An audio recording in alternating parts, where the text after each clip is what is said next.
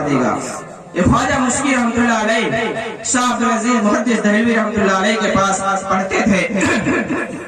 پہلے زمانے کے اندر کوئی بڑے مدرسے تو تھے نہیں، لوگ استاذ کے پاس جاتے پڑھتے اور اپنا کماتے اور کھاتے.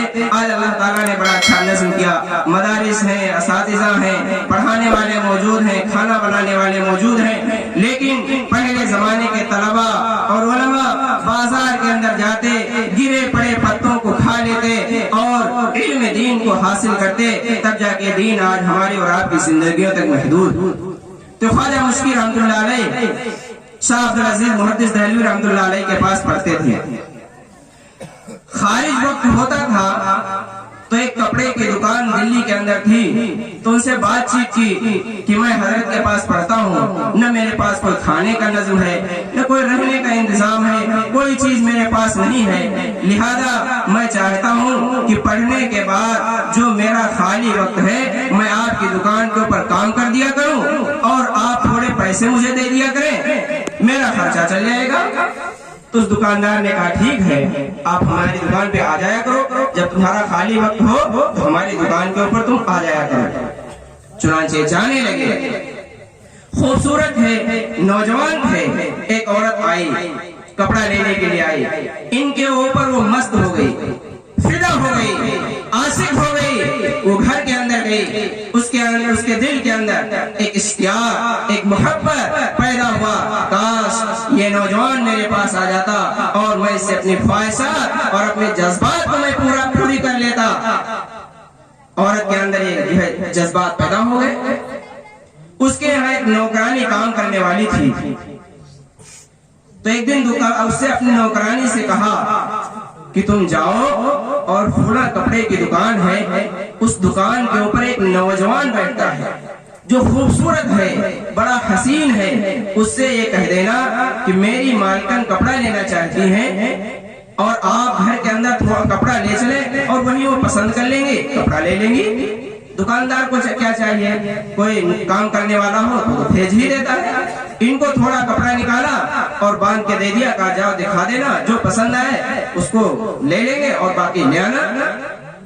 خواجہ مشکی رحمتہ اللہ علیہ گئے اور وہ بوڑھی عورت آگے آگے جا رہی ہے، یہ سر کے اوپر گیٹری ڈالے ہوئے، اور اس کے دربار کے اندر، اس کے مکان کے اندر پہنچے اور وہ بوڑھی عورت جو لینے کے لیے آئی تھی وہ ان کو اندر پہنچایا اور وہ ایک اندر کمرے کے اندر لے گئی اور وہ سجی دھجی بیٹھی ہوئی تھی اور وہ بھی حسن و جمال کے اندر ماہر تھی. وہ عورت بھی خوبصورت لڑکی تھی، بہترین خوبصورت تھی، اور یہ بھی نوجوان تھے، اور وہ تمام سر و سامان سے وہ سج دھن کے بیٹھی ہوئی تھی. اور جیسے کمرے کے اندر پہنچے اور وہ بوڑھی عورت نے پیچھے سے جو ہے دروازے کو بند کر لیا، لاک کر دیا.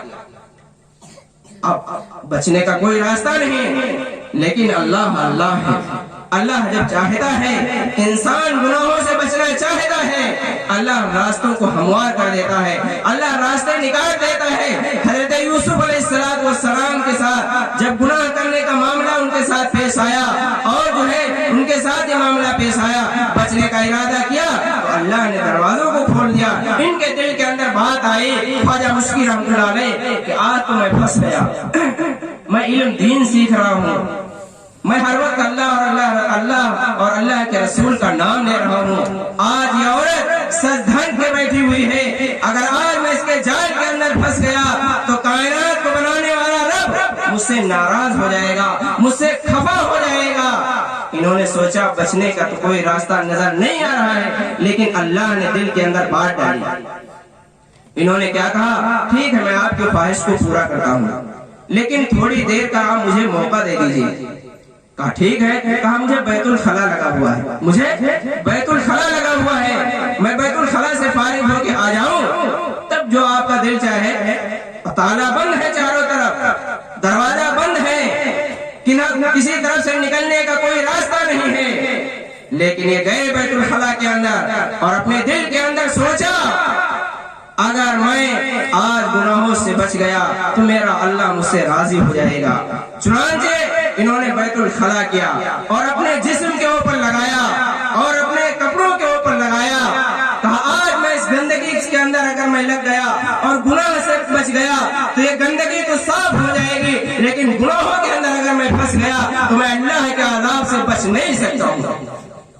लगाया, बैतुल खला को लगाया, चेहरे के ऊपर लगा लिया, कपड़ों के ऊपर लगा लिया, हाथ के ऊपर लगा लिया और दरवाजा खोला बैतुल खला का और उसके सामने आए। जैसे उस औरत ने देखा तो चीख पड़ी, अरे अरे बूढ़ी औरत कहाँ है?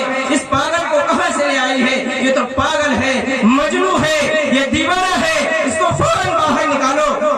चुनांचे वो बूढ़ी औरत ने पीछे से दरवाजा खोला। खोलने के बाद अब ये बेचारे जब इनसे कहा है तो मजनू है, पागल है, दीवाना है, इनको निकाल दिया महल से।